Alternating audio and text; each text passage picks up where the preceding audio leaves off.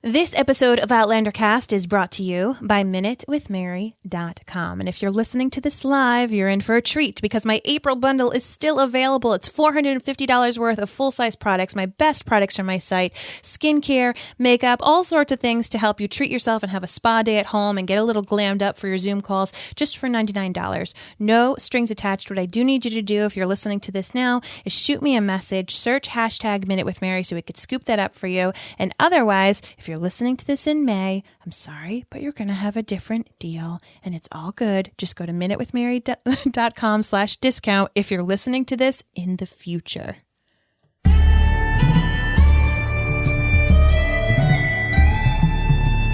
All the way from Providence, Rhode Island, welcome to Outlander Cast. It's a podcast dedicated to the show Outlander on Stars. Sing me a song of a lass that is gone. Say good at last be on.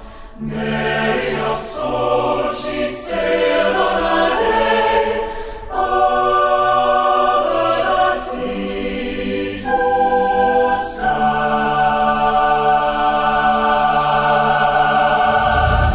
Hi, everybody, and welcome. My name's Mary Larson. Fun thing. I'm cutting you off, Blake. I'm cutting you off for a second. You are cutting me off. What are you doing to me here? Let me tell you. We got a process. You and I have talked about how much we love this choral intro, and we only have 2 more days of it. That's right. And then, when season 6 does come, it's going to be a completely different intro. Yep. And here we are in quarantine. I just want to know if you sing, if you're a singer, and you'd like to maybe do an Outlander Cast collaboration, of doing the Skyboat song. Message us at outlandercast@gmail.com. This is all news to me. Yeah, I'm feeling You're it right dropping now. bombs on me. I can't sing all those parts, man. I can't reach that low. I can't sing that high. I'm a solid alto, and I need me some sopranos and some tenors and some baritones and probably some other altos to help carry me because I haven't been singing that much. So if you sing, email us at outlandercast@gmail.com. Better yet, if you can possibly arrange that piece by listening to it. If you're a real good musician, if you could be I could figure that out. Send it to me. If you're wicked good. Because we can use things like the acapella app. We got apps now. We got apps now so people can keep singing with each other. Well, who are you? My name is Blake, and I'm ready to start drinking some White Claws as the unofficial sponsor of the Outlander Cast listener feedback episode. So here it is. Mary did not open hers, but we will. Cheers. You're welcome. And she already opened hers prior to the recording. I said that was against the rules. That is a Mary and Blake commandment. I didn't even know that there was rules. Yeah, well, there is now. Just like you're making songs all of a sudden, I'm making rules. There we go. That's how we're doing it. So, of course, this is the listener feedback episode all about episode 510 of Outlander. What a divisive episode. Yes, it is. Yes, it is. As I will say, most of season 5 has been. People have loved it or hated it. Yeah, and I can't say that it has been. I mean, I can say that it has been like this throughout most of Outlander's run. I would say that the one season that got the most acclaim from everybody was season 1. After that, it's become pretty divisive between everybody. Mm-hmm. Where would you rank season 5? Among others in I told you I can't rate it yet until the end of the season. So far at least. So far. I mean, I don't know. About the divisiveness of it all. Oh, I would say 1. Really? This is the first one? Number 1 divisiveness. Yeah. Whereas in past seasons, I feel like a majority leaned one way or leaned the other way. It didn't feel as split down the road. Yep. And you and I have really liked and loved this season. Yes. So it's been interesting to get feedback where people, because you're often a very hard grader. When we get things where we're like, wow, look at this. So we're, of course, going to delve on. And this episode is all about you. If you are joining us here live, thank you so very much for joining us. Keep the conversations going in the comments. We are going to be reading from all sorts of places: website, email, Facebook, Twitter, YouTube, Instagram, all of these places. We have Tammy Lish Spencer here saying, one of our Outlander Cast staff members, that she bought White Claws just for tonight. Oh, cheers. Cheers. Thank you. Let us know, everybody at home, what are you drinking? You having some tea? You having some water? You having a little something and else? We have some people in here asking, what is a White Claw? It is, I will read it to you right off the bottle. It is a spiked, sparkling water. When I I'm drinking the natural lime version of it. So it's seltzer water that has got alcohol in it. It's got booze. And they got all different kinds of flavors. This particular one's natural lime. They got some grapefruits. They got some other ones. Again, this episode unofficially brought to you by White Claw. So, thank you, everybody. Thank you so much for listening to us this entire season so far. And thank you for all the great reviews that you've given us on Apple Podcasts. We got a whole ton from the last episode. Like, I think we must have gotten 6 or 7 of them, just like boom, boom, boom, right in a row. So we're up there in reviews, and so please keep them coming. And obviously, go to maryandblake.com to check out all of the podcasts that we have as we're entering Outlander very soon. Don't say the swear. I know. Don't say the swear. It's just something that. Oh, actually. Shame. Can't bring that up in this world quite yet. No. But you do want to catch up on the things that Mary and I are doing, and you can do that at maryandblake.com find out all the different podcasts. And also, if you go to outlandercastclan.com, you can check out all the extra podcasts that you get as a member there that don't normally come on our Mary and Blake feed, whether it's Outlander Cast or This Is Us Too or whatever. These are special Mary and Blake episodes that are just for you guys that over at outlandercastclan.com. And we got some really cool things planned for the title that shall not be named. And we're very excited about it. So that is that. Marvin. Yes. We've opened up the White Claws. We talked about maryandblake.com and outlandercastclan.com. Are you ready to release the hounds? I am. Let's do it. Let's do it. All right.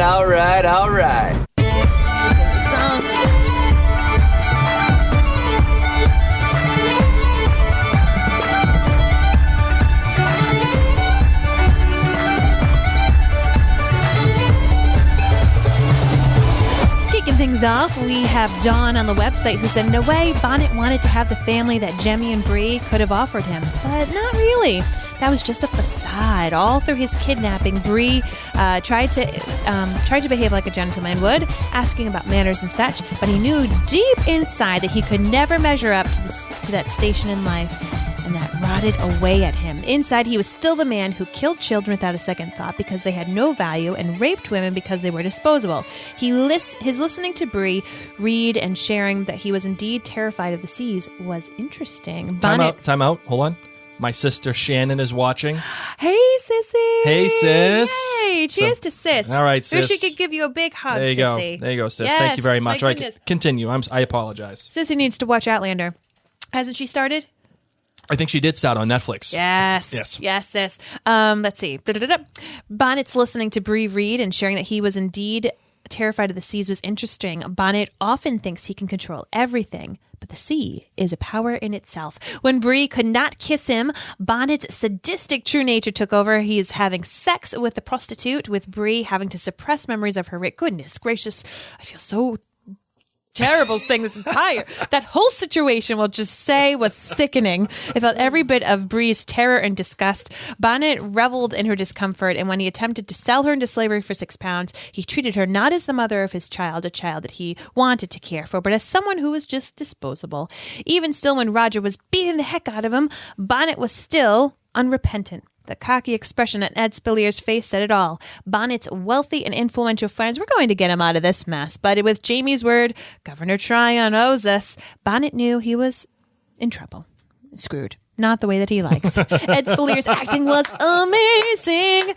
With that scream, I could feel Bonnet's fear of drowning. He was really suffering as he was bound and the water closed in on him. He definitely joins Blackjack as a memorable villain. Now, do you agree with that he joined the ranks of Outlander villains? Let us know, of course, in our live comments. Yeah, and Blake, what do you think? I would say yes. He is up there. Listen, Blackjack Raynel is a whole nother level to himself. There's no way around that. But what I will say is Stephen Bonnet is by far the best villain outside of Blackjack Raynel. And it's not even close. On Outlander. On Outlander, yeah. Not even close. There's no one else can come up to that level so far. I think in part because of Ed Spiers, also in part because of how the people wrote Stephen Bonnet. So he's in the conversation. I'm willing to have a conversation, But full stop at the Blackjack Raynel talk. No. Blackjack Raynel did things that were very specific and were specifically designed to be the perfect antagonist against Claire. And once you have that, Claire being the main character of this show, he's the perfect villain. But, I mean, it is what it is. And I don't even like saying the word villain. I like saying the word antagonist. Ooh. Because there's more to an antagonist. There's more substance there. Villain is just like, an evil laughing, cape-wearing person in the shadows. Villain would be the Comte. That's a villain. That's a guy that's just one note that doesn't really do anything other than just move the plot along because that's what needs to happen. All right, on Facebook, Rebecca Ann says there's only so much they can do with Bonnet haunting the characters. They all needed closure with him, and I needed the closure with Bonnet. Mary, are you happy they closed on him? Yeah, I'm fine with them closing on him now. There's a lot of stuff to get through, so I'm okay with it. And I think that Ed Spiers did Bonnet justice, more justice than I had expected as a book reader. Like, I'm pumped how he did it. He's a villain that we love to hate, and obviously, he's been hiding in the background. He's just been kind of like this little snake that we've been able to have sprinkled in. I think it would have been hard to continue to sprinkle him in and have us fear him much longer. It would have just been like, all right, let's get to it. Let's find Bonnet had we stretched it out until season 6. So I'm happy we did it now. We had a commenter here saying that the Outlander needed Ira Stephen Bear, my old Outlander Binky. They needed Ira Stephen Bear back to write Stephen Bonnet. I kind of agree. I think they did a fine job with this. Oh no, Bonnet. They did. Yeah, I think they did a great. But in a dream world. In a dream world, if he could have, but I think they did a really good job with him. I think Ed Spiers brought him to a completely despicable level. In a dream world, my writer would be Ira Stephen Bear, the director would be Anna Forster, and the director of photography would be Steve McNutt, and that would be great. But alas, we don't have that anymore. Okay, Kathy Adams Chase also wrote in on Facebook saying the beach scene was a wonderful breather in the middle of the show. I agree, Kathy. Yes. That beach scene just brought me so much joy. Remind us yet again, they had that sprinkling of like, yes, this is a time-traveling show. Sure. Gosh, I love Wales. We do all this. We, of course, live in New England. We live in Rhode Island, the tiniest state in the U.S., and it's up in the Northeast. And, there's all these whale watches that you can go on. We see a lot of seals in Rhode Island. You can just see those hanging out, not like in the neighborhood, but you can see them pretty easily often from shore. But yeah, whales are crazy awesome. And another thing that comes out of this, too, is the fact that what we're not considering is there's a lot of tension in this episode. And for us to care about the Bree and Claire relationship, we need more from them as a mother-daughter team. We need more good memories. So we have that measured against the tension that we're getting between Bree and Bonnet. So once you start putting those two together, I mean, it is by design. It is absolutely by design that we have the beach scenes together with Bree and Claire, especially in the show. And then you juxtapose that against what happens with Bonnet and Bree. In order to care, you need to have something to care about. Well, it lifts you up so much higher so that when you fall, it's a more substantial fall. And because there's so much tension between the thing with Bonnet and Bree, you needed something to look back on.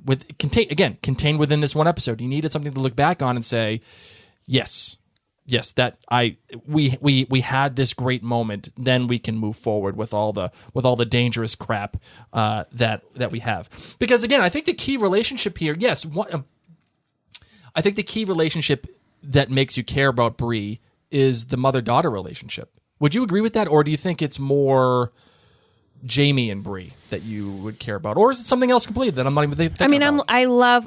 I definitely think that Bree and Jamie need to hang out. They need to hang out in this show. Yeah. We had those beautiful moments last season when they were out looking, for the bees and everything, and they really got to have a heart-to-heart, and I feel like we haven't had that in this season. I didn't even see him dance with his daughter at the wedding. I miss that relationship right now, and I'm hoping that we get to have some of it in the next couple of episodes. But I will say that obviously Bree being with Claire for her entire life, and for so much of that to be tense, I'm happy to see these moments right now. Yep. Karen Guitar says, I think she did have some compassion, Bree, for Stephen Bonnet because of who she is. Therefore, mercy. And she never wanted a chance to going through anything like that again. therefore made sure he was dead. So Karen thinks she did it to make sure he was dead. Yeah, but also because that's who she is. That the mercy part of it is something she's that a 50-50. Yeah, she's a 50-50 person. And I think I kind of agree with that sentiment. I'm on board with that. Marsha Cronin wrote in on Facebook saying having Bonnet stay longer would have made it much more impactful. So agree with Blake. It helps us viewers feel a part of the drama. We could have a discussion on the mercy versus the revenge debate. And I included this because that is a fantastic point. If I understand that some of the listeners and some of the viewers of Outlander were probably like, okay, I'm done with Bonnet. Like we're moving on from him. Mm-hmm. But the debate that goes on between the mercy versus revenge is a really important debate for us as viewers, and I think for the character of Brianna. And if we spent more time with Bonnet and how, like, if they were able to find a way to have Bree within his clutches for at least 2 episodes, is there a moment in time where she... where you start to think, oh my God, maybe she is taking his offer seriously. Now, like, we all know that she won't, but maybe there's something there that lends itself to the debate between mercy and revenge and makes it much more of a convincing debate than what we already have. Would you agree with that, or would you disagree, Mary? I don't know. I mean, as I said, I'm feeling fine with the time that we've had with Bonnet. There's a lot coming. There's a lot coming that we need to clear some room for. Yeah. So, I don't know. I feel like Bonnet's just always kind of been back there, and he's been always this villain that we've wanted to kill or capture or get rid of somehow. And all I'm saying is that there's a lot coming. So I'm fine. Put it down. I'm fine that he's gone. Yep. I feel like I hated him a lot, and I feel like Ed Spiers helped me loathe him more. Fair enough. I got it. All right. Amber Branham, she says, I listened to just the last podcast, and I have a question. Oh, yes. How are viewers supposed to believe Bonnet wouldn't have raped Bree again? How are we supposed to do that? You touch down on emotional math, and viewers know he would have, again, considering, 1, he only stopped in the books because she was pregnant, and 2, he was selling her to be raped by another captain. What we know about his character and the way this scenario played out does not make any sense. He was in the process of raping her again. I don't like comparing the book, but he was in the process of raping her in the book until she said she was pregnant. In the show, that wasn't mentioned, so we as viewers have no reason to believe he wouldn't have raped her again. In fact, the fact that he wanted to be a husband and father with her as a reason was thrown out of the window the second he decided to sell her and be raped by someone else. Please talk about this major character blunder because it does not add up. We were given no reasonable scenario as to why he didn't rape her instead of messing with the maid. Listen, I don't care what happens in the books because within the canon of the TV show, the books don't exist. So I don't care if... I don't care if what happened between them in the book. You're not allowing that into your universe. No. Okay. You can't allow that into the TV universe. You can't. You have to go along with what the show is telling you. Having said that, so I think we have to dismiss that side altogether. My question to you, Mary, is what was posed to us as viewers about Bonnet and how he reacted with Brianna. Does the emotional math add up? And does it make sense how he acted towards Brianna? So when I watched this episode, I took it as he really wanted to be a gentleman. I took it as he really had daydreamed about this family that he could have created with Bree and with Jemmy. Yep. And he's already defiled Bree. He's already done that to her, and she's still standing, and she's a very strong woman.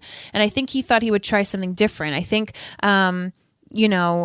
there was that inkling of him that's like, maybe she does want me. She came and she spoke to me, and we have this connection, and I'm going to show her, thinking that Bree would be jealous and thinking that this could be a new way to try to hurt her.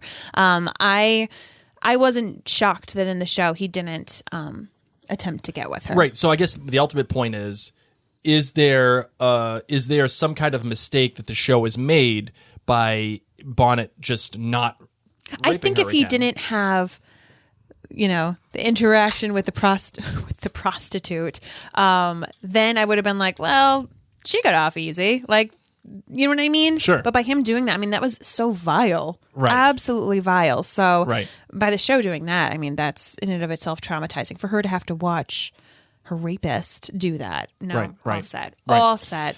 Right. Brianna's going to have more nightmares again, be drawing all these pictures of him again. All right, on Instagram. Maybe not because he's dead. What do we got on Instagram? Okay, Instagram, Diet DS said, I love Outlander, but the pacing this season has felt strange. I feel like they did Ed Spiers a disservice this season by not featuring him more throughout. It feels like they have certain storylines that they're just trying to check off on a list to wrap up, like the Murtaugh regulator storyline, check. Stephen Bonnet storyline, check. I just feel like so much has happened this season, but also nothing at all. This episode felt like one of the only episodes where we actually had any sort of action. It felt much more like season 1 to me. Maybe that's the villain aspect, but it's a damn shame to see Ed Spiers go. I'm a little less intrigued by what will happen now in the last 2 episodes. Well, I'm just going to say, hold on to your butts, okay?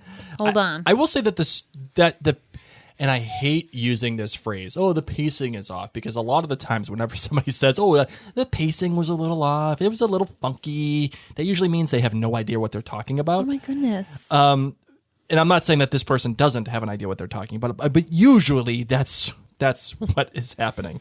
Having said that, the way that things have been put out into the Outlander universe, the way that they've transpired, it has been a little stop and go.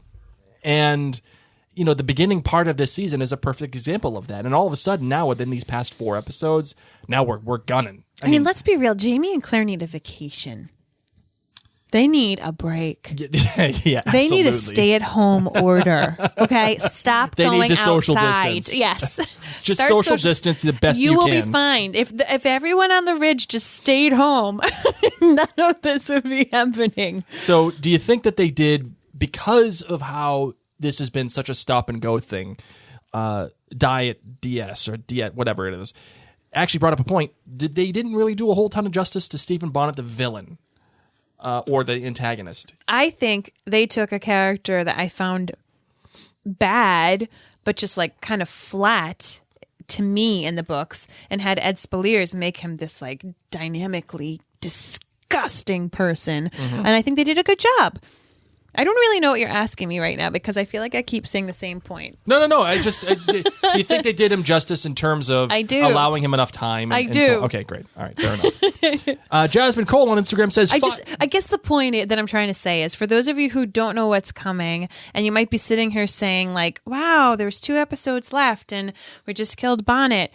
Yes, exactly. There are still 2 episodes left, and we did just kill Bonnet. Mm-hmm. So have faith. Tune in on Sunday, because don't worry, there's still more coming. Eliza B on YouTube says, I understand that the show is the show and the books are the books, but this season they had so many little things that are from the books that they have not explained for show watchers. As a book reader, Mary, would you agree with that sentiment? Well, yeah, but I think that it kind of either goes right over show watchers' heads. Sure. And it's just there for the book readers, and we can be like, ooh, I like that little nugget of something. Oh my gosh, there's going to be such an amazing nugget of something in this episode coming up. And the fact that Diana is writing the next episode. Oh yeah, it's going to be amazing. Is a big fracking deal. So, so that'll be there. Okay, so what do we got here? We got Jasmine Cole on Instagram says, 5 kilts for me. I've not read the book, so I don't have any expectations of the storyline. This episode almost had me wondering, ooh, here's a great question, Mary, and I can't wait to get your response to this. If Brianna was really going to consider Bonnet's proposal, do you think at any point whatsoever, Brianna looked at him and said, it ain't half bad? No. No, you don't think so? No. She would have figured her way out of it sooner rather than later. Let's be real. I mean, Roger A. said he wanted to kill this man. Yes. But your dad's Jamie Fraser. Like she'd be like, oh yeah, sure. Let's go to River Run and pick out curtains. And Jamie Fraser's just going to be there and boom, like smack him down. Pick out curtains. Look, yes. Because she would have been like, it's what gentlemen do. I think there was a moment of pause when Bonnet shows her the dolls. And I'm not saying that's when she's like, okay, I could do this, but there was No, there was a moment of pause. And I think it was a moment of pause, like, oh my God, this guy actually did buy dolls. Like, that's the thing. Well, that's what I'm saying. There's a moment there where she's like, oh, it's like a moment of, wow, this guy is actually serious. He's not just being weird. No, it's not that this guy's serious. This guy's really crazy, and he has a terrible choice in dolls. But yes, this guy's crazy. Yeah. Like, he went so far as to buy dolls and bring them to his private island with his terrible mustard furniture. So much mustard. Terrible taste. Where's Lord John Grey when you need him? Give me an astrolabe. You know what a couple of nice throw pillows would have done Oh for my God. that? Whoever was Jocasta's interior designer needs to zhuzh the cabin up. Give me some blue pillows just to go against the mustard yellow couch. I'll take that. Maybe even some purple. Throw some purple in there. Get some opposites of the color wheel happening. I'm all in. I'm all set with mustard. All right, what do you got for OutlanderCastClan.com? Remember, guys, go to OutlanderCastClan.com and you can get a bunch of cool perks like, special extra episodes of Mary and I in Outlander Cast that just the free version of Outlander Cast you don't get. You get a bunch of cool free swag. We do some giveaways there. We have some extra video messaging capabilities that you'll see later on. And, when we do have a finale party, you'll get the VIP treatment. Like there's a whole bunch of stuff that goes on there. OutlanderCastClan.com. Go ahead, Mary. Laura Beth Belcher from OutlanderCastClan.com says, Mary, I like it when you sing. I love it when you completely nerd out and break down what it is that you specifically like and dislike about music. Myself being tone deaf and beat deaf, it's a real thing. Truly enjoy listening to people who understand what they're listening to and talk about it. I could say, yeah, I like that, or not my jam, but I can never explain why because I lack the basic knowledge of why something is good or something sucks, other than it makes me want to put ice picks in my ears when I know I don't like it. Hey, how about a Music with Mary breakdown podcast during Droughtlander, especially since we are out of lemonade? Aw. In a couple of weeks, my favorite podcast won't exist for a bit. It saddens me greatly. Blake here, happy to hear that you're negative for COVID-19. Oh, thank you so much. Thank you. So, Laura Beth Belcher, first and foremost, since you are a member of OutlanderCastClan.com, you, of course, will still be able to get our content as we're picking things back up. Yep.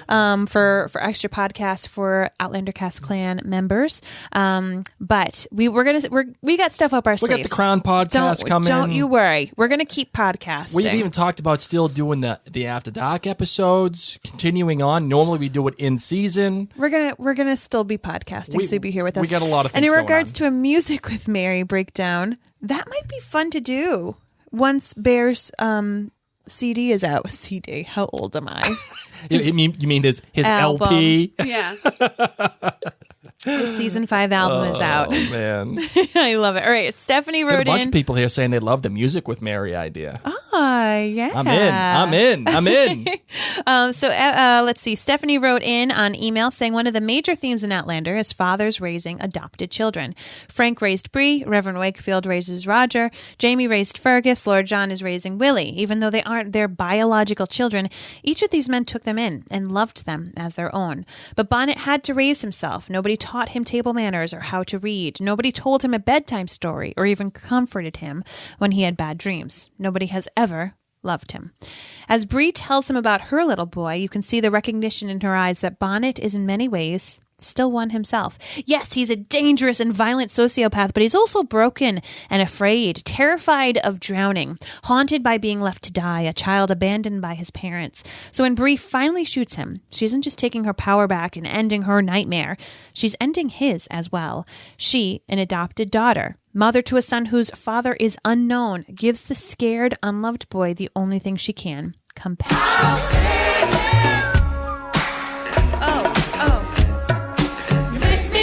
Shout abso-freaking-lutely. Stephanie bringing the heat.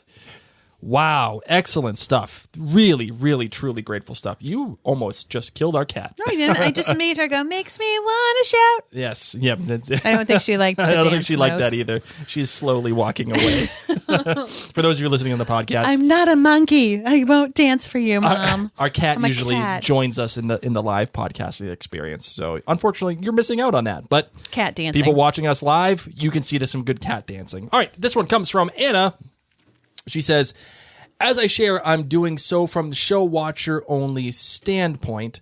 I feel you, Blake, and other show watchers only standpoint as well. But no worry, readers, I've read the book until this one, almost done with the 5th. As I sit and wonder what to really say, I can't help but to point out I felt like they rushed this episode. Like I felt it was like the episode we got from when Myrta passed. Then suddenly it was 3 months later. It felt too fast in similarity to that episode. From the episode of Myrta death to the one after. I would have liked it better if we had like a half the episode about everyone going after Bonnet. Because everything that happened with Jamie at the end of the last episode too, we're suddenly off to going after Bonnet now, it just didn't feel right. So I guess that's why I give it a 4.3 kilt. What do you think, Mary? I mean, do you think they rushed this episode? Do you think, or is there, I mean, you have, some knowledge of what's coming, obviously, but do you think they could have gone another episode here and given us a little bit more? There's no room with what they have planned. Fair enough. All right, what do you got from Karen? Okay, Karen wrote on in saying, does a villain in a story necessarily need to be a person? Or maybe a creature? I actually do not think that Stephen Bonnet is the villain of season 5 at all. Villainous as he most certainly was, I am not left wondering where do we go from here. So I am not left wondering where do we go from here now that he's been dealt with. I also wonder if the future, quote unquote, is an antagonist this season as well. I remember the way that Claire looked at the central monolith of the circle at Craig Nadoon in the beginning of season 2, and it was more than just a look would give a hateful slab of stone. The future certainly seems to be more than just a source of ongoing conflict, and perhaps even engenders. How do you say that word? Engenders. I don't know that word. That was good. What does it even mean? That was good. Does it mean brings about? Yes, essentially. And perhaps it even brings about its own kind of underlining fear. Do you like that I just inserted that? If Jemmy can travel through the stones, what impact will that have for the family? Will Bree and Roger actually return? To what extent is Bree on board with returning, given that Roger is totally on board? While Claire seems on board-ish for healthy and safety reasons, Jamie is clearly not on board, at least until now, save it for being a necessity. But it could be a reality he will need to confront. I imagine fear, trepidation, and sadness. This even applies to the question of whether the future can be tampered with. Does Claire have the right to play with the future by bringing penicillin and other modern medical advances to the world where they don't belong? What are the unforeseen consequences of that, et cetera, et cetera? So Karen really wants to know, is the future the villain? Well, I don't see a villain can literally be anything. It can be anything. It can be a shark. Think of Jaws. It can be a faceless shape. Think of Halloween. It can be. What do you mean Halloween? Halloween, it was the Michael film. Myers. Yeah, he's a faceless shape. Michael Myers. He's a crazy person who kills. But what I'm saying is, like, the Blob. Yeah, the Blob, the Mist, the Mist. Oh, that movie. The Mist. Don't even. Oh, that movie. The ending of that movie of The Mist. Oh, it's that. Is easily one of my favorite endings of all time, and it was totally changed from Stephen King's book. So it's all good. Cool. Okay, so could the future be the villain? I don't see the future being the villain. I see that being a character, not necessarily the villain, because it plays a part in the tension of what we're watching. Does it suggest that can Claire change the future itself? I think the show has already made its case that you cannot change the future. The future is what it is. And I think it's already made its case that what has happened in the past has always happened. It's always happened. And you know, for example, I mean, let's even talk about, I was reading about Roger hanging. You know, there was a couple of guys, or there was at least one guy that was unknown, that was hanging at the after the Battle of Alamance. And so I'm not saying that it was Roger, but I'm saying within the canon of the universe, that person that was unknown is in fact Roger Mackenzie. That's who it is. So within the framework of the universe, right? So I think history always happens, and it happens as it happens within the show. So do I see the future as the villain? No, I do not. but I do see it as a character and one that can play a significant role in how people act. Think about Roger talking to Jamie. You're not going to die because I know the future. I know. It reminded me of Claire whispering in Blackjack's ear, like the day that he's going to die. Like, you know what I mean? I know when you're going to die. Right. Back to season. That's what I'm saying. Yeah. So, but again, it's something that is. But it's still unknown. Like, they don't have quantifiable research saying, okay, we've gone back in time, we've done this like a million times, we can't change the future. There's still that like possibility. Claire's only gone back and forth once. Yep. You know, this is Bree and Roger's first time. So now you've got 3 people with their knowledge of the future in a very, very interesting time in the world, in the U.S. history. So, you know, they're just kind of paddling along. So I do love that idea. I think that the future and just whether it's the future tense that they came from or the future being the unknown is a really interesting point. Listener here, Megan says, maybe because Claire brought penicillin back, that it was actually invented at all. Anything they can do clearly has not changed the future. So anything Claire does was what was supposed to happen and shapes the 1900s reality as they know it.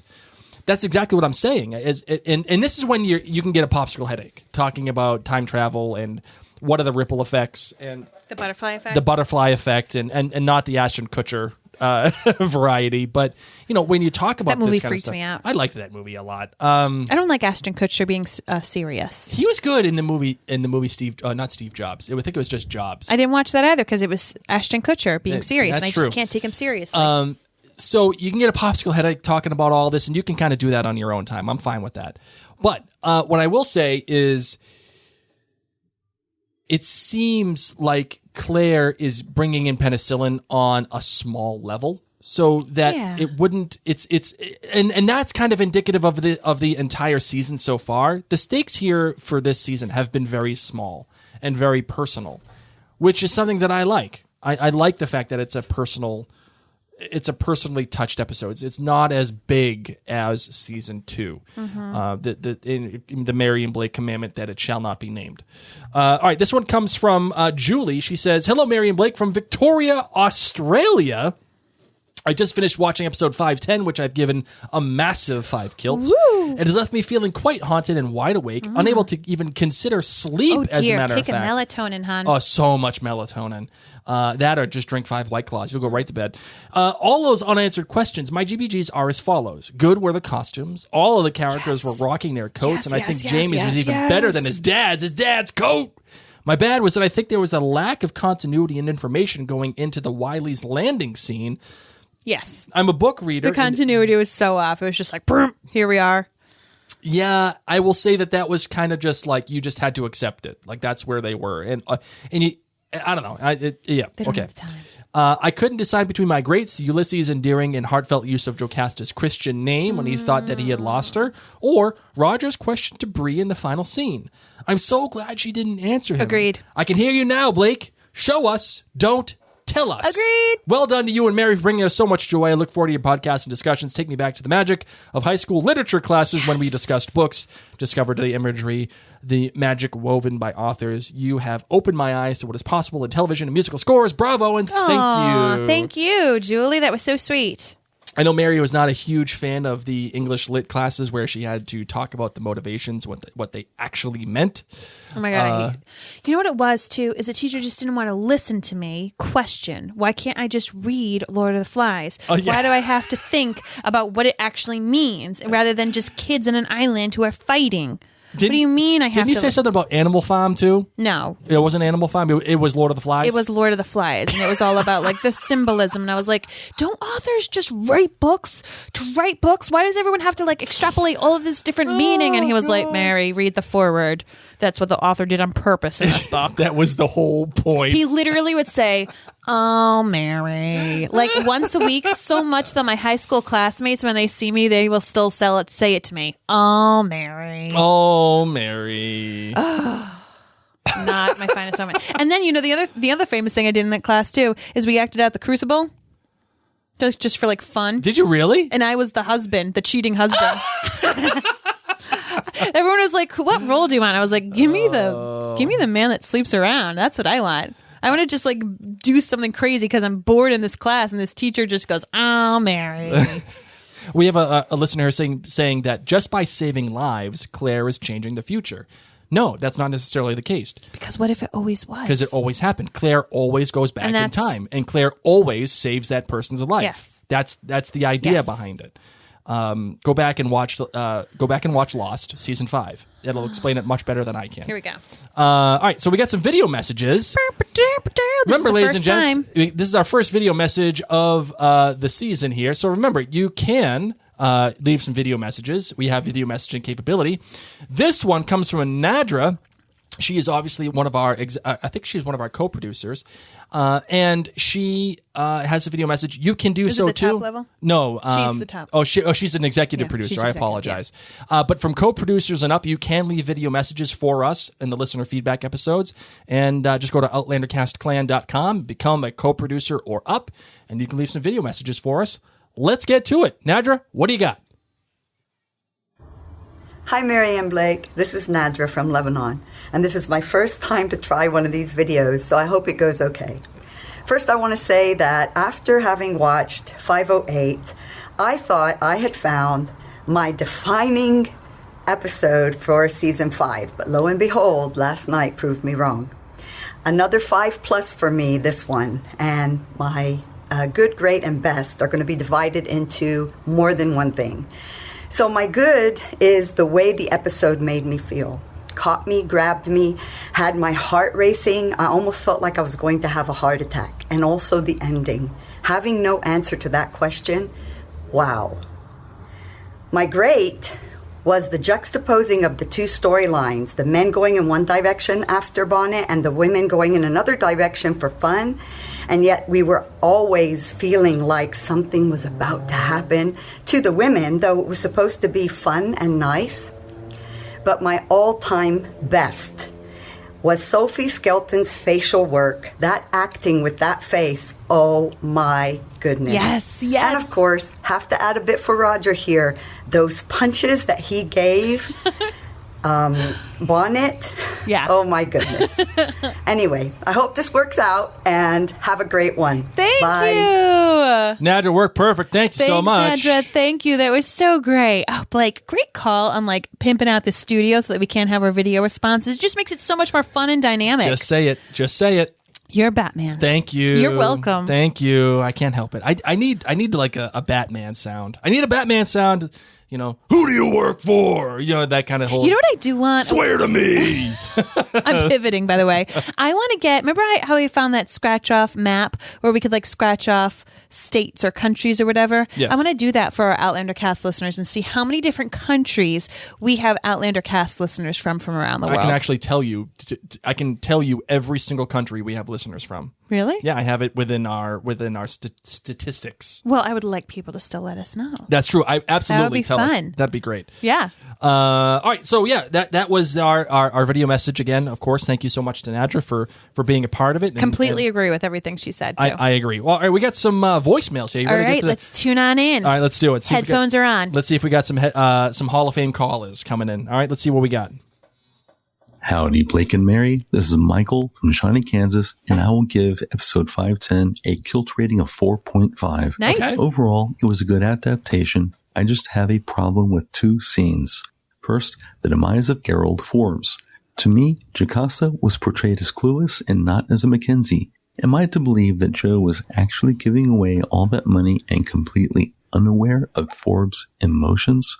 This exchange would have been more believable to me if Joe had heard some rumors of Forbes' association with Bonnet and was deliberately goading him into revealing his hand. Second, Bree's rescue. It was lame. The rescue party coming over the sand dune just in time as Bree is about to be whisked away to sea only serves to elevate from plausible to confirmed Jamie and Claire's reunion on the beach in episode 311 Uncharted, with Claire arriving on the beach just in time to signal Jamie with a mirror. Now, let's talk about Bree and Claire's encounter with Bonnet on the beach at Wilmington. While I do believe the show's adaptation was a good decision, I will nonetheless lament on what we will not see. In Book 5, Bree does indeed shoot Bonnet. Her abduction and being brought to Bonnet's bungalow on Ocracoke actually happens in Book 6. What we will not see is that Bree did not shoot to kill. She only meant to maim or seriously injure. She aimed at his crotch and fired. The Salty result balls. was that she shot off one of his testes. Well, I love it. Michael, thank you so much. We have a bunch of people here saying that stats are for nerds. Yes, stats are for nerds. I will go to my dying day saying that stats are for nerds. So yes, you are all right.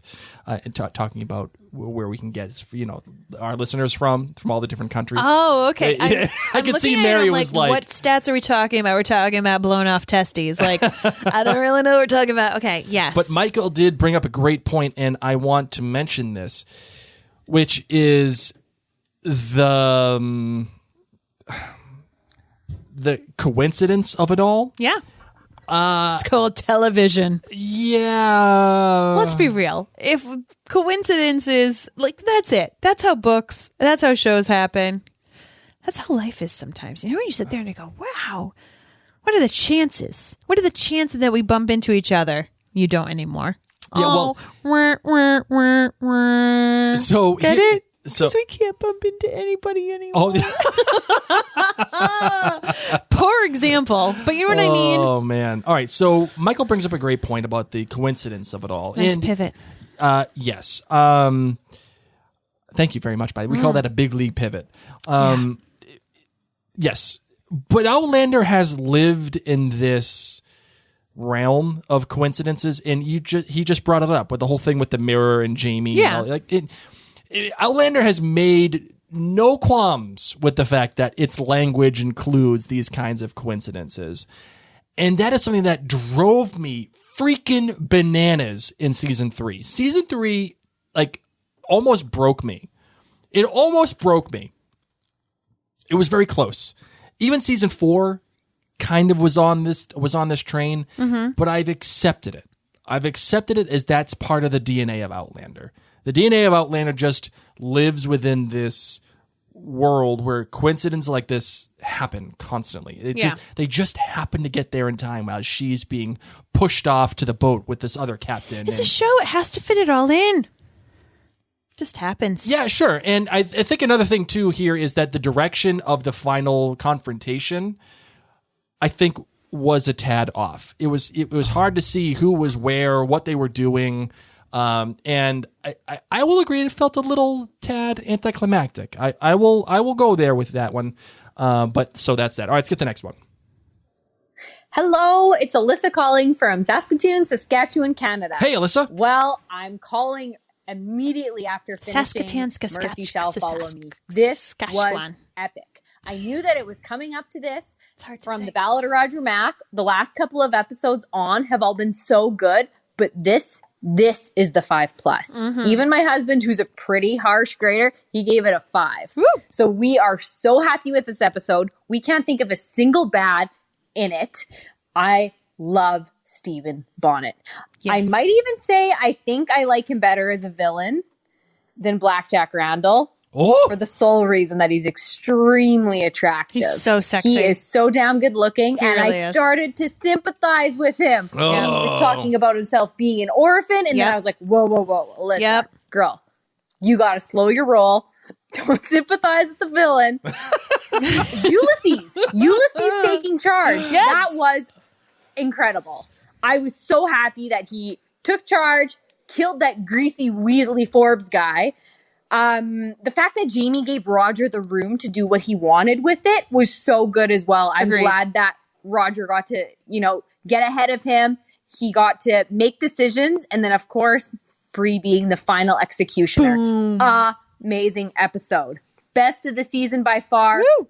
Probably one of the best episodes of Outlander ever. So happy with this. Yay. Alyssa, you keep bringing it, girl. You call as much as you want. I love say it this. Saskatchewan? Is that how we say it? Saskatchewan. Yeah. Saskatchewan. Or Saskatchewan, whatever. Sure. Whatever. See, we can't say it. It's a tongue twister. Listen, we have to give a belated "You're a wizard, Harry." You're a wizard, Harry. To Michael for quoting Dobby. in his voicemail. Oh, sorry. So I apologize. Michael was here. He corrected me. He's in our chat right now. He does. Michael, I apologize. Thank you very much for calling me out on that. Thank you, Michael. Melissa, you know what? Bling. I kind of like it. I kind of like the idea of sympathizing with the villain here. I love that kind of stuff. When you can feel like that, you know that the writers, at least in your case, have done a good job. It helps that he's just like so freaking sexy. He's an attractive man. He's your boy Jimmy is an attractive man. He's got a cute bum. He does have a cute bum. It's like, you think they know that he had a cute bum? So like, hey, Jimmy, get over there. He's probably really good at Zumba. Like, I'm never really good at the pelvic thrust movements when I've done the Zumba class, when I used to do Zumba. And I'd have to be in the back row because I thought that's what my bum would look like when I would move it. And it does not. I'm the robot. Someone here says, Blake, we need a big league pivot shirt. I might do that. Big league pivot. Like big league chew? No, like it's a big league. That's a professional pivot. I know. It's a big league pivot. Yeah. Could you make it in the font of big league chew? Ooh. Okay. Now you're talking. How much could you go for that right now? Just a big old bag of that shredded up gum that tastes like crap in 5 minutes? No. The grape is perfect. There is no better gum on this planet than grape Big League Chew. I've never done grape Big League Chew. Are you serious? Have you only done the pink varieties? One? Yeah. Oh, the pink ain't got nothing on the grape. I know. The pink is like that yellow gum that comes in a big bucket, and you're like, yeah, I love this. It's really hard and runs out of flavor in 3 seconds. No. Don't mess around with the bubblegum flavor. Don't even bother. And the Big League pink kind of falls apart after a while. It kind of disintegrates. Yeah, and I don't like the watermelon one either. Yeah. The watermelon one is garbage. It's all garbage. Maybe we could find it on Amazon.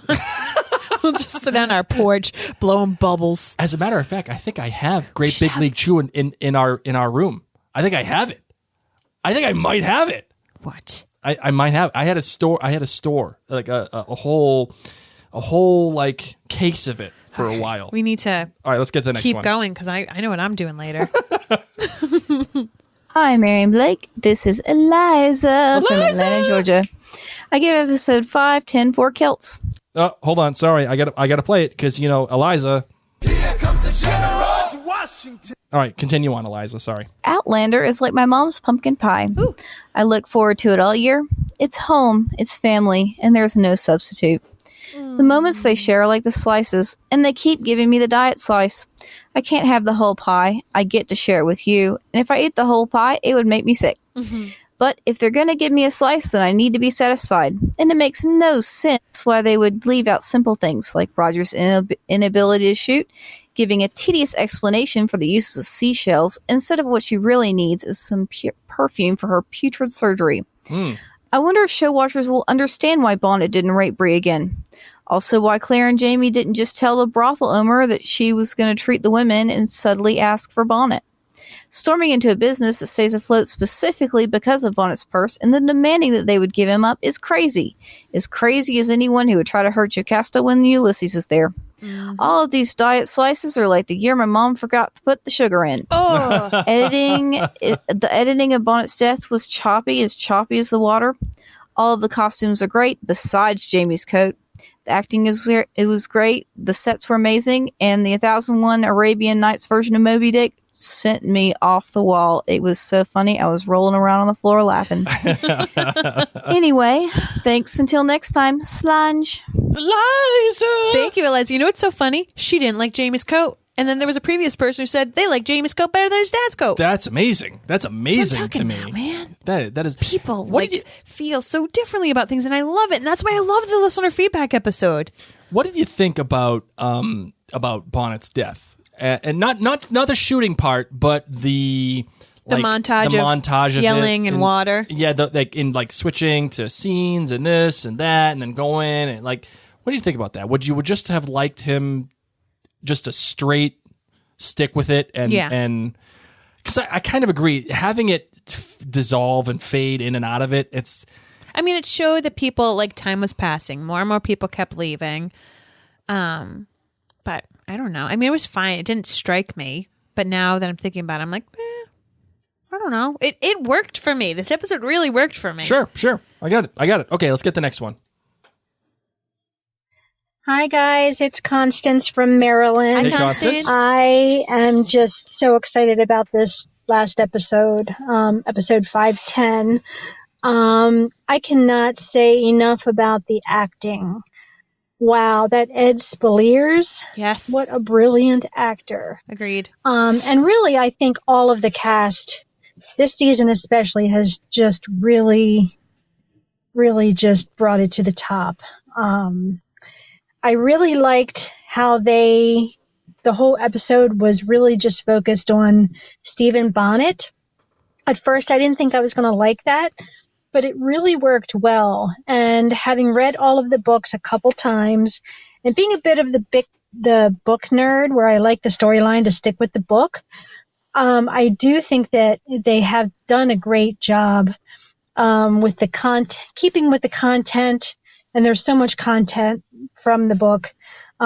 I just think they've done a great job. 5 kilts from me.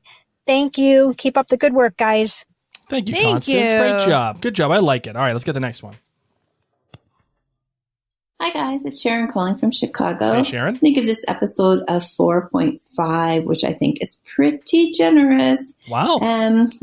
Several things that I really detested about this episode. Okay, what do you got? And the main thing is that there were so many plot points that just sort of were hard to believe. And like, for instance, the tiny little cushion that Pippin tried to use to smother Jocasta. Pippin is about as big as a minute, and Jocasta is no invalid. So the thought that he could put a little silk toss pillow over her head, all she had to do was stand up. So, and then the servant snapping his neck like he did, just seemed so ridiculous.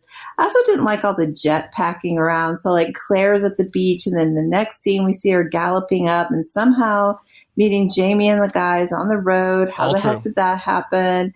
And then how did they get to save Bree on the island right as she's walking out with some guy that apparently she was sold to, which I didn't get either, because why would your man Jimmy want to sell her? I thought he needed her to get to Jemmy. I just didn't get it. I did like the end. Thought that was a good way to do it, and I liked the conversation between Bree and Stephen Bonnet. That was about it. Thanks, guys. Thanks, Sharon. Sharon brings up a lot of great points here. Like, how did they know exactly where to go on the beach to find? Like, were they just trolling the entire island to find the exact point that Bree was going to be at? She must have told them. Maybe there was. How was she going to tell them? They saw the boat. It's not like they saw a boat. The captain's she doesn't boat have was there. Facebook Messenger. The captain's boat was there with the little rowboat. So as they were probably coming in, they were like, "Well, there's a boat, and there's where people are parking." There's the house. The house is in fact on. Yeah, and it's quite on big. the coast. That's. Sorry. That's what she said. Jeffrey, get out of here. Come on. Get that. No, you're not allowed in here, Jeffrey. Sorry, guys. You got it. Jeffrey Hirsch. He comes in here every once in a while. I try to stop him. The nerds down the hall, they don't have any power against him. But you know, she brings up some great points. Yeah. And when you're writing a show, you try your best to. Does that make sense, Blake? There's a big boat. They saw the big boat. Yeah, but there's other things that she brings up here too. Right. I think for the most part, we just have to accept it. It's a show. We can just glaze. I know, over but it, I guess. but you see, these details are the difference between like all-time great shows and shows that we enjoy. These details. No, I think it's lack of time, and I think that I think if you want all the details, yes, we can read the books. And I know that you don't love when people say that, Blake, but like we can read the books and we only are given this much time. Sure. Everyone who loves Outlander, who's creating Outlander, is fighting as much as they can for the time. So. Yep. All right, let's get the next one. Yo, it's Janine from Pennsylvania. Hey, Janine. Close call there with the Rona, Blake. Yeah. Anyway, Too we close. had so much fun watching this episode. We were screaming all over the place. First things first, Claire finally got that syringe made. Yes. Girl, make like half a dozen and make sure this doesn't happen again. Seriously. And you know what I really missed in this episode? Murtaugh. I know. Seeing Bree and Claire at the beach by themselves, Jamie would have sent Murtaugh if he could. Yes. And we need John Quincy to step up as like a bodyguard because these ladies need supervision. Mm-hmm. Sophie Skelton and Ed Spiers gave an incredible performance this episode. I really couldn't tell what Bonnet's motivation was. My only criticism was for Bree. Stop turning your back on Bonnet, girl. Their dinner party scene gave me like Pirates of the Caribbean vibes. I was just waiting for Bonnet to step into the moonlight and turn into a skeleton. Like it. And of course, we all sang Beauty and the Beast when she started reading to Bonnet. Girl memorized Moby Dick like a champ. Seriously. One interesting thing was that Bree learned about Bonnet's fear of drowning. And I think that was the main motivation that led her to shoot him at the end. As a mother, she couldn't let him live out his nightmare. And oh my goodness, Fancy Pippin is dead. I thought for sure he was just going to forge the will, not try to kill her. Crazy. You'd think a blind lady would have heard his tone a little bit better. But hey, in the end, Ulysses is the real MVP. Amen. Well, that's it for me. I'll talk to you next time. Thanks, Janine. Thank you so much. Yeah, I kind of like that idea. If Forbes just written whatever the hell he wanted to write. Yeah. Banana pancakes. He was making a shopping list. Flour. Need some flour. Please. Can we find some freaking flour? Blake made cookies. This was bread bad. Flour. And I didn't realize it. Because he used all the regular flour. Blake has this journey where he likes to make the same cookie and he keeps messing it up. I don't keep messing it up. Yes, you do. No. Blake. I lost the recipe. Blake went and I on had this to find it again. quest to figure out how to make the best chocolate chip cookies. And he tried and he found it and they're perfect. They're harder on the outside, yet soft in the middle, and a little dome shape. And they're Jeffrey, okay. I told you to go. And then he's done it a few times correctly, and then it somehow goes the wrong way. Whether there's too much sugar, the butter's not enough, or the butter's cold and supposed to. We don't really know. We don't know. Sometimes he hits out the ballpark, and sometimes they're flat like pancakes and they're gross. So Blake has been going on this baking spree of trying to make his world famous. He calls them their world famous cookies, and they are not good half the time. And he made them, but the day that we found out that you were negative, he was like, yes. Today's the day. Gonna make my world famous cookies. I've got them down this time. I figured it out. Little did he know that he ran out of our regular flour. Okay, I didn't know that Blake was using so much flour, and then he just used my bread flour, and he made the cookies. He was like, "Oh yeah, these look right. These look good," and then he bit it, and he was like, "Something's not right. Something's not right with this cookie." And it was bread flour, and it does taste different. And now we're on this hunt for flour. Can't get flour. Can't buy flour anywhere around here. The hell's up with freaking coronavirus? It's a plague. Freaking coronavirus. Go get your shine box, Corona. We do have bread flour. We do have. We got plenty of bread flour.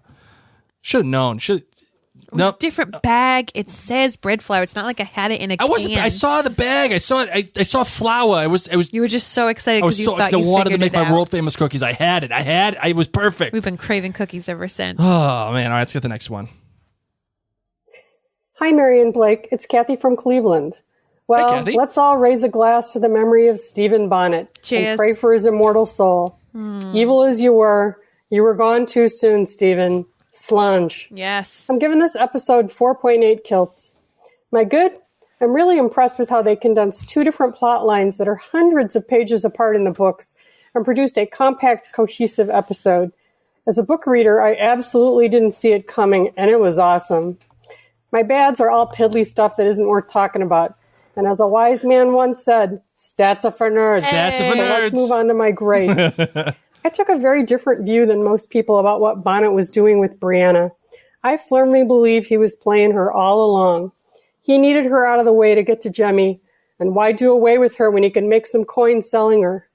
Clearly he had a buyer already lined up before he got to Ocracoke. Right! He's a completely different kind of villain than BJR, but I believe they have one thing in common. They like to play with their toys, and that's what he was doing. Yes. It's a testament to the incredible acting ability of Ed Spiers that what he was doing was so unclear and interpreted so differently by different fans. But I think we can all agree that he can play a manipulative sociopath that can mimic emotions better than just about anyone we've seen in a long time. Can't wait for next week. Bye, guys. Bye, Kathy. Thank you so much. I kind of like that. And as I'm listening to this, I'm thinking, he must have had this buyer lined up the entire time. Must have. Had to have. No, exactly. He was just going to take any woman off the street. That's why he was being a creep, looking for a flaxen-headed maid. Oh, I know who that one is. I like it. Kathy, you brought it. All right, let's get the next one. Hi, Mary and Blake. This is Lauren from Adelaide, Australia. Hi. First Hey, time Lauren. calling in. Thank you so much for keeping the podcast going. The Outlander episodes in your podcast are such a lovely escape from everything COVID-19 going on at the moment. I think maybe it's been suggested before, and I would love to hear you podcast, Mary, during the off season on the major plot differences between the book and the show. I read the first 3 books, but I don't reckon I'll have the time to read any more of them anytime soon. And I find it really interesting to hear how the show has changed storylines, timing, and characters around. So just wanted to throw that out there. I'd love to hear that. It's a lot As of for this changes. week's episode, I quite enjoyed it, although it did feel as though everything to do with Steve and Bonnet was finalised a little too neatly with 2 episodes to go. I'd really love to find out a little more about the supposed death of Jamie and Claire in the house fire before season's end. Surely that needs to be considered before Brianna and Roger and Jemmy go back to the future, if indeed they do go back. Love your work. Take care. Bye for now. Oh, thank you so much. Thank you for calling, and we will see. I will say that I know that times are crazy, but listening to the audiobooks is a great way, even if you are busy with everything going on right now. I would highly encourage you to give it a listen, to continue with the journey of the books. We will see. I've often thought about having like a show watcher discussion. It comes down a lot to the fact that I'm never without my children, aside from like the few nights that I get to podcast with Blake. And if you're obviously listening on a podcast right now because you're in Australia. Oh, actually, you might be up right now. It might be in the morning for you. Yeah, sure. You might be joining us live. But one of mine is up right now, so it's a little hard for me to find more time to do more podcasts. Trust me, we would love to. If we could, if we had our babysitters, it'd be a different story. But, yeah. Unfortunately, the COVID's here. Hey, we got the COVID. All right, let's get the next one. Hi, it's Marcia from Columbus, Ohio. Hey, Marcia. I give episode 10 a 4.95 kilts. My good Roger opened a can of whoop-ass Mackenzie, avenging his wife. His father-in-law being so supportive and not interfering. My bad, the gentrified Stephen Bonnet. I miss the slurring Jack Sparrow-esque pirate. And that Irish accent was awful. I don't know if that it was intentional because he was out of his element, but for me it fell flat. It's like putting lipstick on a pig. Yep. But my great Brianna, I love Sophie Skelton's range in her portrayal, from carefree on the beach with her mom to that vulnerable kidnapping part, to that very strong, independent female that took care of business and, not having to explain whether it was mercy or justice. I have an outlandish theory, though. Someone was talking about how Frank... Hold on. We got to play it. All right, here we go. Frank had prepared Bree for living in this century. I wonder if that was because he knew Claire was going back. Anyways, but thank you guys for all you do. This podcast has been such a wonderful respite in these troubling times. You guys take care. Stay healthy. Bye. Thank you so much. Thank you. I love this outlandish theory.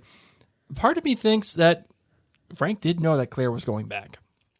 Like part of me thinks that he found something, from the Reverend that found something that Claire was back there, and he's like, I know that she's going back. He knew a guy who knew a guy who knew a guy who knew a guy who knew a guy.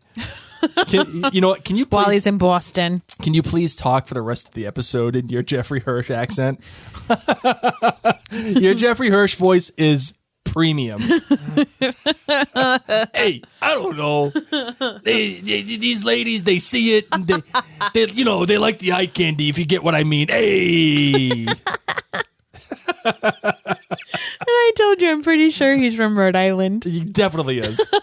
He's the premium woman category. Go back and listen to our roast of Jeffrey Hirsch, the COO, now the CEO of Stars. It's one of my favorite episodes that we've ever done. Hey, I'm pretty sure he listened to.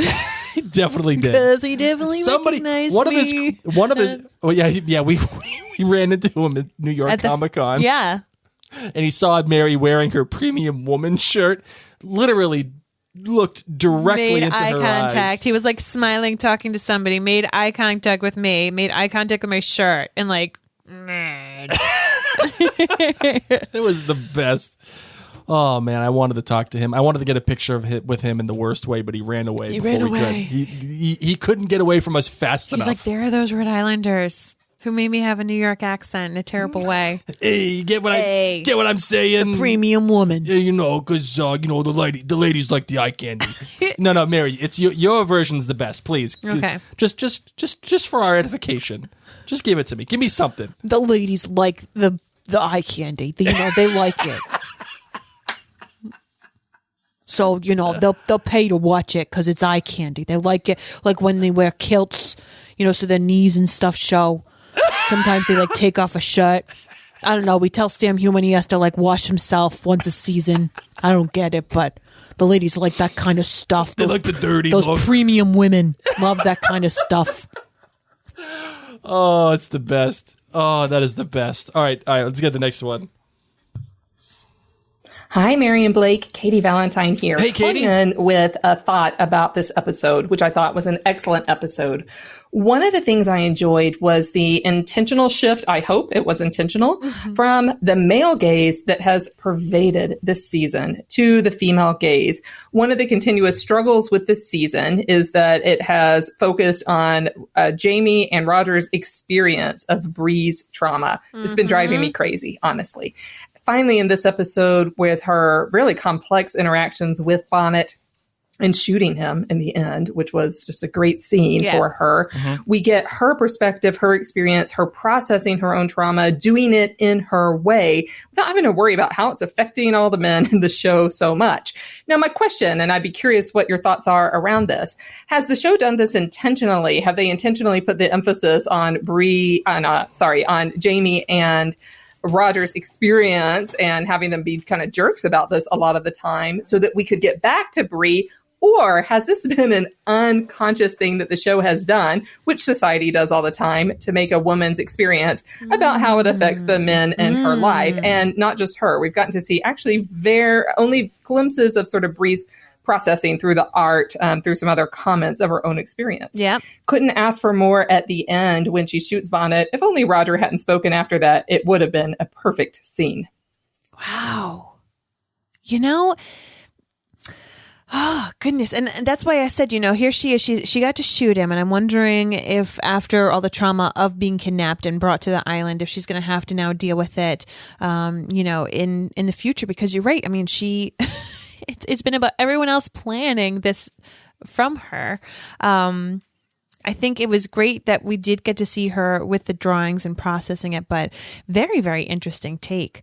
Very, very interesting take. So we do want to take a quick moment to remind you that today is Sam Heughan's birthday, the day that we are recording this, April 30th. He is a Taurus, just like the character that he plays, James Fraser, and just like myself. My birthday's coming up, Cinco de Mayo. You can play the next voicemail, Blake. So many tacos. I can't wait. Yeah. All right, last voicemail. You ready for this, Marvin? Yes. Let's do it. Hi, this is Claire from Lawrenceville, Georgia. Hey, Claire. I'm giving episode 510 a kilt rating of 4.7. Okay. Instead of a good, bad grade, I would just like to make a couple of comments. One is I think that John Gary Steele's set for Bonnet's house was absolutely outstanding. It looked exactly like something Bonnet, a guy who wants to be a gentleman but really has no idea how to go about it, would come up with. Some of the pieces were garish, like the bed. Other pieces were nice, but in general it was cluttered. He had books lying around. He had china in various places. Nothing was pulled together. And it just looked exactly like Bonnet was making a desperate attempt to give himself some credibility and look like he belonged in society. I'm also glad, as a show watcher, that they ended Bennett's story now instead of making us wait until season 6. I feel like his presence has been an axe hanging over our heads the entire season, and just always waiting to see what bush is he going to leap out from behind and what's going to happen with him. I'm kind of glad that tension is gone so that we can focus now on whatever else is coming up. I'm also glad that Bree freed herself from her own living nightmare by killing Bonnet. In the process, she saved him from living his own nightmare out and showed some mercy. Her character has developed a lot in the last few episodes, and now that she's free of the fear that Bonnet was coming for her and Jemmy, I expect she will really come into her own now. I'm excited to see. Oh, looks like she got cut off. Oh, man, I'm sorry, Claire. That sucks. You got clawed off. I'm sorry. Well, that's the end of it. We actually, Allison Fisher here on Facebook, she says, it would have been brilliant to just have Bree shoot Bonnet and then just walk away. No more dialogue. Nothing. Just Bree, put the gun down, look at Roger, and walk away. Do you like that ending better, or do you like Roger... I like Roger asking because... Well, before you answer, do you too late. No, before you answer, do you think Roger asking the question is just pandering to the audience? I think Roger asking is the audience. He is us, because we're left to think, like, do they talk about it on the way home? Does she talk with him later? Yep. You know, but by doing this, we are left to make our own assumptions. Sure. Part of me loves, and I mean loves, the idea of Bree just shooting the guy, Roger looking at her, and then like her like stepping out of frame, and then black. You know, like just cut, boom, no fade, no dissolve. Either would have worked, but either would have worked. Yeah. I think I would have chosen that route than Roger asking the question. But that's the kind of viewer that I am. I want to ask that question I'd be myself. Like, did he ask her? Yeah, right. So I think it works for anybody who wants it to work. So that's that. All right, Marvin, you got anything else you want to say about this episode? I'm just thrilled to watch 511. We're going to watch the trailer for it, right? Oh, yeah, let's do it. I'll bring it up right now. Why don't you vamp so for me? I'm really excited to be watching 511 this week. We are, of course, heading into the penultimate episode, the second to last episode of season 5.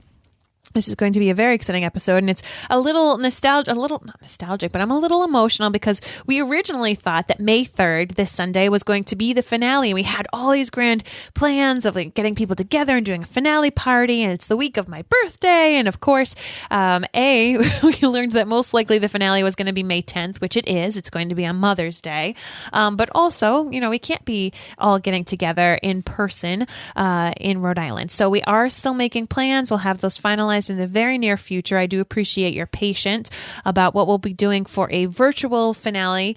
It's not going to be extravagant. I must tell you that it will not be like crazy, but it will be something fun, and we can share and revel in Outlander in the finale together. I can assure you of that. And I do want to let you know, as Blake and I said earlier, we are going to continue to podcast through quarantine, through Droughtlander. We are going to be podcasting about other topics that bring us joy, that we're very interested in. So we're discussing those topics now. We are also going to be talking with the members of OutlanderCastClan.com. If you're not a member there yet, please know that a contribution, even of as little as $2 a month at OutlanderCastClan.com, keeps us going, especially in times like this. It really, really means so very much to us in these trying times. So if you are fiscally able to, we appreciate it. If you are not in a position right now, just know that you're listening and you're supporting us with hitting a share button or letting people know that you listen to our podcast means the world. People truly listen to podcasts by hearing about it from other friends. So without further ado, we're going to... Well, actually, before we get into it, people have been asking me left and right about the quarantine shirts that I'm making for our potential live finale party that we're like a virtual finale party that we'll be doing. I'm making the final touches on my design. Will they make it in time? Oh yeah, they'll make it in time. If I get it up tomorrow and you buy them tomorrow or the next day, whatever, you'll be able to get them into your house in time. So what I'm hoping to do is get everybody to wear them at the same time so we can all wear them together and have fun. I'll probably have the design up for tomorrow, and then you'll be able to get them. All right, so now let's watch the preview for 511 Journey Cake is the name. Okay, Here we go. Ulysses, have you given any thought to where you might go next? Now that I'm a murderer. Yep, you are. The mood in the American colonies. Oh, it's all John. All right. Day. We have had word of violent attacks. We can protect ourselves. I feel a storm coming. Stay there no matter what happens. What? Oh! What's the meaning of this? Oh! Wow. Let's watch it again and pause. All right, we'll break it down. Okay. So now Diana Gabaldon has written episode 511. She's written this episode. All right, here we go. All right. Ulysses, have you given any thought to where you might go next? Okay, Not first that off. I'm a murderer. Yes, you're a murderer, but Yes, it's okay, Ulysses. Like, chill out. You're going to be fine. How awkward do you think he feels heading into that shack that he knows that Jocasta and Murtaugh slept in the last time it was used? Wait, what? Yeah, rewind. Doesn't it look like he's heading into like... Sorry. How to tell when the hosts aren't listening. Doesn't that look like the Rumpy Pumpy shack? Love Shack, babe. Look at that. Have you given any... Yeah, that's the Jocasta Rumpy Pumpy shack. He's like uncomfortable, probably sitting on that bed. He's like, ugh, thank God they don't have black lights. All right, here we go. Thought to where you might go next. Not that I'm a murderer. Poor thing. The mood in the American... All right, Lord John in this frame. The mood. Oh, you can just set the mood just by saying that. The mood. So much mood happening right now. Yes. And it's the sexy kind of mood. Look at him giving her a hug. Oh, yeah. Giving Brie a hug. They're yeah. besties, Or is man. that Roger? Is that Roger? Is that Roger? That might look like Roger. I'm trying to see if there's a ponytail But bow. you know what? There he is. There's your boy. Yeah. The mood. There's your boy, Lord John, with opposites of the color wheel here, blue and yellow. Blue and orange is really the opposite of the color wheel, but this is orangey with the teal. Oh, it's so much teal happening. It's the ridge. It's the Fraser's house. Lord John is there, and I just have to say it out loud. So pale. So pale, so vampy. Vampire. So glistening. So like if he goes, when he goes out into the sun, he glistens like diamonds. I mean, his hair does. Look at that. Schlacked on. In the American colonies goes dark by the day. Okay, so we got Claire, Bree, and Ian talking together. Oh, and look at the seasons have changed. There we go. There's some foliage. All right, I'm glad to see I'll this take time has visually passed. I'll take it. We have had word of violent attacks. Go back. These jabronis. All right. These guys, the Brownsville guy. We got some burned down cottages. Bree Not great. and Claire are there. Jamie's looking at this bad boy. Some people are dead. This don't look good. We can protect ourselves. Oh yeah, Ian's I like, feel a storm coming. ooh. Only two. What? What do you got? Oh well, I was just saying we got Jamie in the house. Yeah. So maybe he's the one having that conversation with Lord John Grey. Right. What happens? Okay, who's coming in? You got. I love this shot of Jamie running. How difficult do you think it was? You know, there's like divots and holes in the ground and tufts of grass. You don't want him to pop an and they're ACL. like, Sam, just go. Like you're being chased by the Tiger King and all of his tigers. Well, like, go. What is happening? What is happening to make him run to this cross? Like something bad is happening, and I look forward to seeing what happens. I can't wait. Why is he running? Why is he risking? Why is he running? Pulling a hammy? To get to this cross to light it on fire. Dark out. Like, watch out. Watch your step, man. Yeah, like this all happens in the middle of the night. Look at it. It is dark. It's dark. It's wicked and it's dark like a down cliff there. right there. Yeah. Like, you gotta be careful. You could fall. What if there's erosion? Jamie has night vision. King of men. That's it. That's my new shirt. Jamie with a pair of night vision goggles. That is it. You're welcome, ladies and gents. That's it. Well, you might have to wait till 511 actually airs. Oh, did you see that? I did. What's the meaning of this? Oh, some dude just getting stabbed, straight up stabbed. All right, let's see who is it. All right, so it's a guy wearing a red coat, but this looks like one of the Brownsville's like log carriers. That's what it feels like to me. And they're going into the surgery. This might be a red shirt who gets stabbed. Hold on. Oh, who is that? This is a log carrier. Who is that? That's a log carrier. The hair, it's not Roger. It's definitely not Jamie. It's a log carrier. That's all it is. Just a nobody? It's a nobody. Oh my God. That's it. But he gets stabbed by... But still, there's a good There's a Brownsville log carrier. Sounds like an that I care about. There's a Brownsville log carrier stabbing a ridged log carrier. So the so you're stakes saying here it's a aren't that nobody happy. stabbing a nobody. Yeah, it's a nobody stabbing a nobody. So at least you think. Oh God. Okay, here we go. I love how that's how they leave you. All right, so that's that. All right. Well, that is that.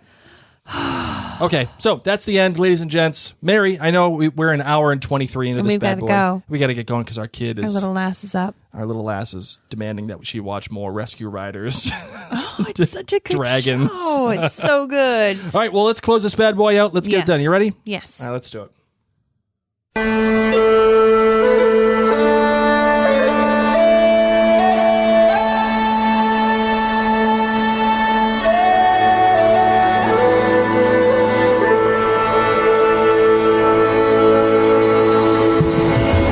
We want to thank all of you for taking the time while you're home with your loved ones, hopefully staying safe, listening to us. And seriously, if you could just take a moment and share this podcast, whether you share the video, whether you share a screenshot in your stories and tag us, letting your friends know about Outlander helps spread the Outlander fandom, helps more people learn about it, but it also, if you share about Outlander Cast, helps more people get to know Blake and I. Yes, and if you want to get to know more about Mary and I, you can just go to maryandblake.com where you can read all about us, as a matter of fact, in our story, how we created the company, but also all of the podcasts that we do. Boring stuff. Yeah. All the podcasts that we do, including the Crown podcast, the Hamilton podcast. By the way, got some new Hamilton Rise Up merch up on the site. So our podcast name was Rise Up. So if you are a fan of it, I have a couple of new shirts that are up there and some other products that are up there at the Mary and Blake store. Mm-hmm. By the way, you can get all the Outlander Cast merch and everything that Mary and Blake related, including the new Jamie Night Vision goggle shirt that I will be doing tomorrow. And I will also be having our I've dubbed it the Quarren Stream. That's what I'm calling it, the Quarren Stream. I'll have the Quarren Stream shirt up in the Mary and Blake... What? You don't like it? I don't know if I love it. Why not? I don't know. It's memorable. I'll let other people say. It's memorable. Okay. Quarren Stream is a great name because it harkens back to the fact that we were all quarantined. It's a live party, but we're all quarantined from each other. We're watching the stream together. We're streaming it. Makes perfect sense. Love it. Love it. I loved all of it. Yeah, so that's that. Okay. And go to the Mary and Blake store. You can check out all that stuff. We'll have that ready to go. And, yeah. All right. That's it. Well, I want to thank so many of you who took the time to write us a new review on your podcast app of choice. Of course, if you already have written a review, you can go in and kind of like and rate the previous reviews. But I want to thank Baseball Ballet, who said Mary and Blake bring very in-depth analysis of each episode, and they do it with humor and a love of the show. They're so appreciative of the following and just make you laugh. Give them a try. You won't be sorry. Thank you so much. Mark Thompson says Quarren Stream sucks. It's okay. It's fine. It's fine. We got someone who laughed at it. That's okay, fine. I don't know if a laugh counts. That's okay. Don't know if a laugh counts, Blake. The laugh does not count. All right, I also want to thank everyone at OutlanderCastClan.com. No joke. You guys keep us going. You keep the whole entire Outlander cast going, so thank you so much for your patronage. I especially want to thank our most generous patrons, Angie, Candy, Carolyn, Celine, Christine, Dawn, Diane, Jeffrey, Jennifer, Karen, Marilyn, Mo, Patricia, Rita, Siobhan, Stephanie, and Valerie. And those were our associate producers. And we also want to thank our co-producers, Amanda, Anne-Leigh, Barbara, Dana, Janet, Jennifer, Keelin, Lori Ellen, Marianne, Meredith, Raynel, Sharon, Tina, and Whitney. And last but certainly not least, our executive producers, Anne, Bobbi, Dee, Eliza, Jenn, Katy, Kirstie, Martha. Let's see if I can do it right. Nadra? Yay! Peg and Sara. Thank you guys so much for everything. And thank you everyone who was listening. So thank you everybody for listening and doing all the reviews. If you'd like to give us some more reviews, please do so. Just go to your podcatcher of choice or go to the Mary and Blake Facebook page. I really like getting some reviews there as well. And so that's that. Our little lass is joining us. Let's say hi. Felicity, can you say hi sing? to all the Put on the music so she can hear it. All right, hold on. Ready? Sing me a song. You sing. Of a lass that is gone, sing beyond Mary. Nope, you gave up. She got stage fright. Felicity, can you okay, it hurt your lip. Felicity, can you say bye to everybody? Bye. Say thanks for listening to my mom and dad. Thanks for listening from my mom and dad. All right. All right, well, everybody, thank you so much. Thank you, and, guys. give Truly us some appreciate reviews it. over there, and I really appreciate it. My name's Mary. My name's Blake. And you've been listening to Outlander Cast.